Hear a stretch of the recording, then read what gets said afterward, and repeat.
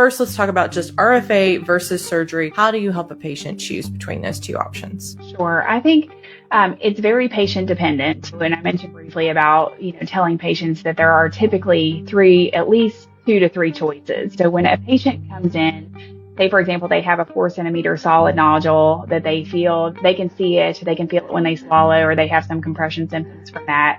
And they've had one benign FNA. I tell them, you have really 3 approaches, that you can take here to do nothing. And that's okay too. If you have a benign FNA, we can watch this nodule and get another ultrasound in a year. And if it changes, we'll reconvene and readdress it, And so that's like the most conservative thing. And the most aggressive thing would be maybe to consider surgery, whether it's a lobectomy or whatnot, depending on the patient. And then, the middle of the road option is this, and, radiofrequency ablation. And I go through with them really the risks and benefits and how they relate to each other. And I think that helps them. I try to get some sense of what's important to them, because for some patients, it really is about the medicine. They do not want to take the medicine. Or for some patients, it's the fear of surgery. Or for some patients, like they don't want to lose a part of themselves. Like they feel, and for some patients, it's about recovery time, so